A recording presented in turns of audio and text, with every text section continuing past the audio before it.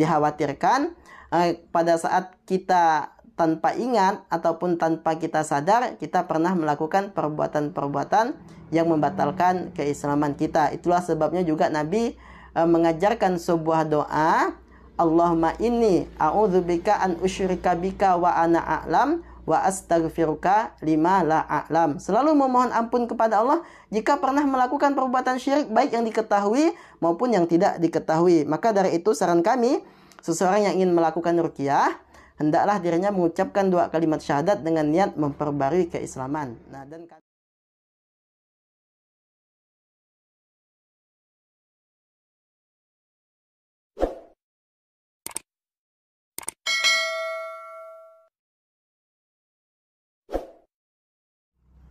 Bismillahirrahmanirrahim. Assalamualaikum warahmatullahi wabarakatuh. Alhamdulillah wa syukurillah wa la hawla wa la quwata illa billah.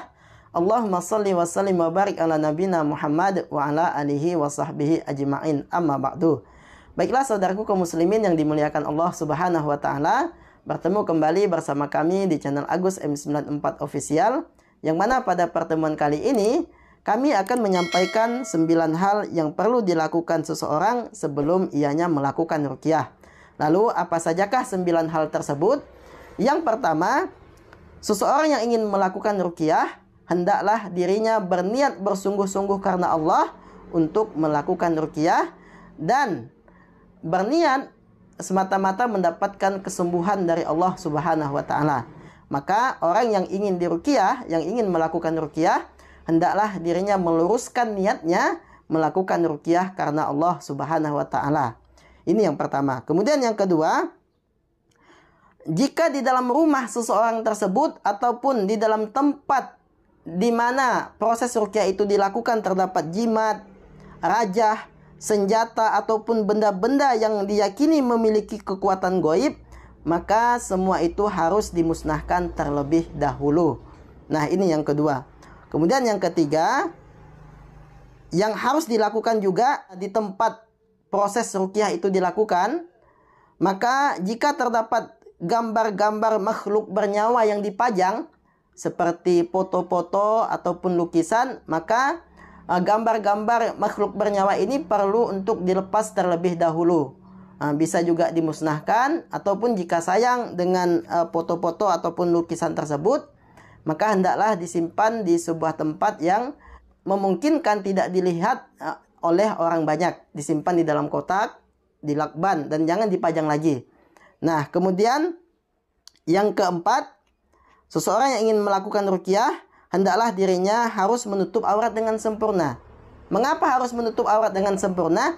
Karena ditakutkan pada saat seseorang itu diruqyah dan dirinya itu kesurupan, jika ia tidak menutup aurat dengan sempurna, maka tidak menutup kemungkinan auratnya akan tersingkap. Itulah sebabnya seseorang yang ingin melakukan ruqyah, hendaklah dirinya harus menutup aurat dengan sempurna. Kemudian yang kelima, seseorang yang ingin melakukan ruqyah, hendaklah dalam keadaan suci dari hadas dan najis. Terkecuali jika seseorang tersebut sudah kesurupan, maka hal ini sangatlah berat bagi seseorang tersebut untuk melakukan wudhu ataupun mandi junub ya. Nah, ini dalam keadaan terdesak tidak mengapa, langsung diruqyah saja. Nah, kalau sudah kesurupan. Namun kalau dalam keadaan normal, jika bisa menunggu sampai seseorang itu suci dari hadas maupun najis, tentu ini adalah waktu yang terbaik. Kemudian yang keenam, siapkan sebuah tempat atau wadah yang mana nanti tempat atau wadah tersebut dipegang oleh orang yang diruqyah ya, yang diruqyah. Dikhawatirkan ketika proses ruqyah berlangsung dirinya muntah. Nah, jadi tidak mengotori tempat di mana dia duduk ataupun tidak mengotori pakaiannya. Nah, ini perlu dilakukan karena hal yang sering terjadi ya saat seseorang itu diruqyah, biasanya muntah-muntah itu yang paling sering terjadi. Nah, ketika sudah disiapkan tempat, tentunya akan aman ya dari kotoran menyebar kemana-mana. Kemudian yang ketujuh, seseorang yang ingin melakukan ruqyah, hendaklah dirinya ini mengucapkan 2 kalimat syahadat dengan niat memperbarui keislaman jika sebelumnya dirinya pernah melakukan perbuatan-perbuatan yang membatalkan keislaman, seperti menyekutukan Allah atau melakukan perbuatan syirik ya. Nah, seseorang yang ingin diruqyah tentunya jika yakin dirinya pernah melakukan perbuatan yang membatalkan keislamannya, harus mengucapkan 2 kalimat syahadat dengan niat memperbarui keislamannya. Lalu bagaimana dengan orang yang dirinya dengan senang hati mengucapkan 2 kalimat syahadat semata-mata untuk memperbarui keislaman? Maka itu tentu lebih baik. Nah, maka itu tentu lebih baik mengucapkan 2 kalimat syahadat dengan niat memperbarui keislaman sebelum melakukan ruqyah. Dikhawatirkan pada saat kita tanpa ingat ataupun tanpa kita sadar, kita pernah melakukan perbuatan-perbuatan yang membatalkan keislaman kita. Itulah sebabnya juga Nabi mengajarkan sebuah doa, Allahumma inni a'udzubika an usyrika bika wa ana a'lam wa astaghfiruka lima la a'lam. Selalu memohon ampun kepada Allah jika pernah melakukan perbuatan syirik, baik yang diketahui maupun yang tidak diketahui. Maka dari itu saran kami, seseorang yang ingin melakukan ruqyah, hendaklah dirinya mengucapkan 2 kalimat syahadat dengan niat memperbarui keislaman. Nah, dan kami telah mempraktikkan hal ini kepada semua pasien yang kami ruqyah, mengucapkan 2 kalimat syahadat sebelum dirinya melakukan ruqyah. Dikhawatirkan tadi ya, mereka pernah melakukan perbuatan-perbuatan syirik yang mana dengan perbuatan syirik tersebut telah batalah keislamannya. Dan ketika telah mengucapkan 2 kalimat syahadat dengan niat memperbarui keislaman, alhamdulillah seseorang itu sudah Islam seperti sedia kala. Nah, kemudian yang ke-8, seseorang yang ingin melakukan ruqyah, sebelum proses ruqyah itu dilakukan, maka hendaklah dirinya berdoa kepada Allah Subhanahu wa taala dan setidaknya minta 3 hal kepada Allah. Nah, apa 3 hal tersebut? Yang pertama, minta diampunkan semua dosa-dosa dan kesalahan. Karena dikhawatirkan dia sakit, dia diganggu jin, dia terkena sihir tersebut dikarenakan dosa-dosanya terhadap Allah Subhanahu wa taala. Dengan memohon ampun kepada Allah, dengan yakin kepada Allah bahwasanya Allah akan memberikan ampun kepadanya, insya Allah ketika Allah telah memberikan ampunan akan lebih memudahkan seseorang itu mendapatkan kesembuhan dari Allah Subhanahu wa taala. Kemudian yang kedua, meminta kepada Allah ya, hanya kepada Allah, agar dengan ruqyah tersebut Allah memberikan kesembuhan kepada dirinya.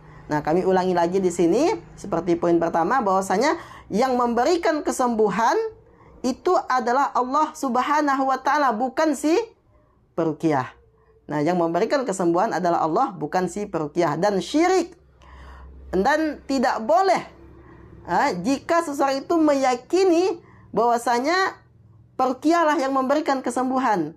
Tentu ini tidak dibenarkan, dan kami tidak pernah mengajarkan kepada orang-orang yang diruqyah kalau dia sembuh nanti bahwasanya yang menyembuhkan adalah si peruqyah. Dan itu tidak pernah kami lakukan. Dan yang kami tanamkan kepada orang yang kami ruqyah, bahwasanya ketika nanti saudara sembuh, bahwasanya yang menyembuhkan itu adalah Allah. Dan jika pun tidak sembuh, berarti Allah Subhanahu wa taala belum menghendaki kesembuhan atas dirinya dengan ruqyah tersebut. Nah, kami juga menanamkan kepada diri orang yang diruqyah tersebut agar selalu berharap kepada Allah, selalu memohon ampunan kepada Allah, selalu meminta pertolongan kepada Allah, agar Allah Subhanahu wa taala senantiasa memberikan kesembuhan, tentunya dengan banyak melakukan ketaatan kepada Allah Subhanahu wa taala. Nah, kemudian yang ketiga, di antara doa yang perlu diminta di dalam sebelum melakukan ruqyah ini, hendaklah dirinya meminta kepada Allah Subhanahu wa taala agar dijadikan sebagai orang yang bertakwa. Nah, setelah ruqyah kita berharap orang yang diruqyah tersebut semakin dekat dengan Allah, bukan malah semakin jauh. Nah, kalau dia semakin dekat dengan Allah Subhanahu wa taala, maka itu akan membuka peluang yang sebesar-besarnya untuk dirinya sembuh. Nah, ini yang perlu diketahui. Namun ketika kita semakin menjauh dari Allah, maka Allah akan semakin benci kepada kita. Dan ketika Allah Subhanahu wa taala benci, bisa jadi dengan kebencian Allah tersebut, Allah tidak akan memberikan kesembuhan kepada orang yang sedang sakit yang diruqyah ini ya.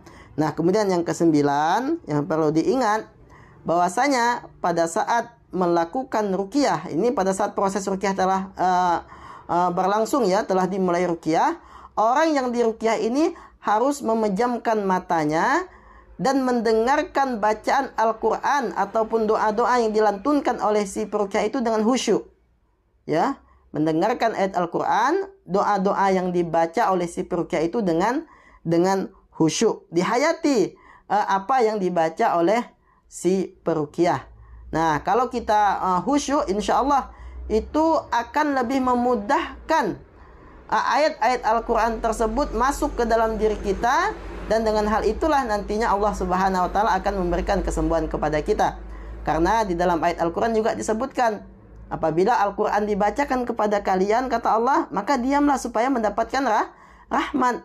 Namun ketika kita tidak mau mendengarkan Al-Quran pada saat diruqyah, maka tentu ini bisa menyebabkan proses ruqyah tersebut tidak akan memberikan efek positif bagi diri kita. Dan tentunya semua itu ya terjadi atas izin Allah Subhanahu wa Ta'ala. Dan perlu kami ingatkan kembali bahwasanya ketika melakukan ruqyah, yakinlah bahwasanya yang memberikan kesembuhan itu adalah Allah, bukan si peruqyah. Dan jangan sampai seseorang yang melakukan ruqyah itu meyakini bahwasanya yang memberikan kesembuhan adalah si peruqyah. Tentu ini adalah hal yang dilarang di dalam agama Islam. Dan jika pun nantinya tidak sembuh, maka jangan menyalahkan si peruqyah juga. Salahkan diri kita, mungkin masih terdapat hal-hal yang menghambat kesembuhan tersebut. Bisa jadi karena niatnya kita ini masih belum terlalu kuat, atau bisa jadi karena masih ada dosa yang kita lakukan, atau banyak hal, ya. Maka dari itu ketika kita sudah melakukan ruqyah dan masih belum sembuh-sembuh, maka perbanyaklah introspeksi terhadap diri pribadi masing-masing. Jangan menyalahkan orang lain dalam hal tersebut. Nah, mungkin ini yang dapat kami sampaikan, yaitu 9 hal yang perlu dilakukan sebelum seseorang melakukan ruqyah. Semoga kita semua senantiasa dirahmati oleh Allah Subhanahu wa Ta'ala, senantiasa mendapatkan ampunan, keridhaan, mendapatkan pertolongan dari Allah Subhanahu wa Ta'ala. Dan semoga semua orang yang melakukan ruqyah mandiri ataupun diruqyah oleh orang lain diberikan kesembuhan oleh Allah Subhanahu wa Ta'ala. Dan semoga juga Allah Subhanahu wa Ta'ala mewafatkan kita dalam keadaan husnul khatimah, menyelamatkan kita dari siksa kubur, serta memasukkan kita semua ke dalam surga Firdaus bersama baginda Nabi Muhammad sallallahu alaihi wasallam. Amin, amin, amin ya rabbal alamin. Sekian yang dapat kami sampaikan. Akhir kalam, mari kita tutup dengan doa kafaratul majlis. Subhanakallahumma bihamdika, asyhadu an la ilaha illa anta, astaghfiruka wa atubu ilaik. Walhamdulillahirabbil alamin. Assalamualaikum warahmatullahi wabarakatuh.